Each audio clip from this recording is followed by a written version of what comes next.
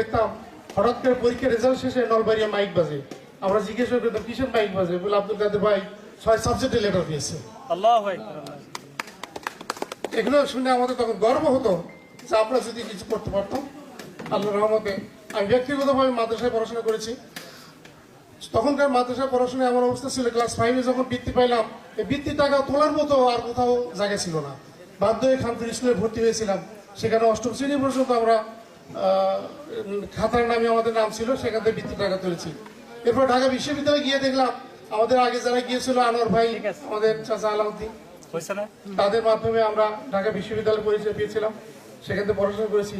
আজকে আমাদের গর্বে বুক ভরে যাচ্ছে যে আমাদের এই এলাকার এতগুলো সন্তান মেডিকেলে পড়ে, ইঞ্জিনিয়ারিং বিশ্ববিদ্যালয়ে পড়ে। আমরা সত্যি গর্বিত। আমাদের ভবিষ্যতের কর্ণধার অনেক বেশি হবে জানি।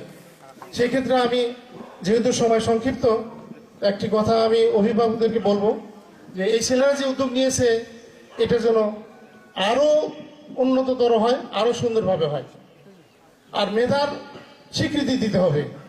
আজকে যে সংক্ষিপ্ত আগের আমাদের ছোট ভাইরা করেছে, তোমরা যারা আমাদের সামনে আছো, আমরা আশা করি এই যে ছোট সংবর্ধনা দিয়েছে, এটা তোমাদের মেধার স্বীকৃতি দিয়েছে। তোমাদের আকাশ ছোঁয়া স্বপ্ন নিয়ে তোমরা এগিয়ে যাও। সেই সাথে তোমাদেরকে একটি কথা না বললেই নয়, আজকের দেশের যে পরিবেশ, দেশের যে সামাজিক অবস্থা, এখান থেকে উত্তরণ হতে হবে। আমাদের ইন্টারনেটের যুগে আমরা সারা বিশ্ব ঘুরিয়ে বেড়াচ্ছি। সেখানে অনেক নর্দমা, নালা নর্দমা রয়েছে, ময়লা আবর্জনা রয়েছে। সেই পরিবেশ থেকে আমাদের উঠে আসতে হবে। তোমাদের জন্য আমার একটি উপদেশ, সেটা হলো তোমাদের সকলকে মৌমাছি হতে হবে। মৌমাছির স্বভাবটা কি? নর্দমা, ময়লা আবর্জনা পেরিয়ে তার কোথাও কোনায় যদি একটি ফুলের গাছ থাকে, মৌমাছি সব কিছুকে ওভারটেক করে সেই ফুল গাছে গিয়ে মধু সংগ্রহ করে। আমাদের দেশের সমাজ যতই খারাপ হোক, আমাদের সামাজিক অবস্থা যতই নিচে চলে যাক, তোমাদের মৌমাছির মতো ফুল বাগানে গিয়ে তোমরা যে প্রতিষ্ঠানে ভর্তি হয়েছ, সেখান থেকে তোমাদের মধু আহরণ করে নিয়ে আসতে হবে।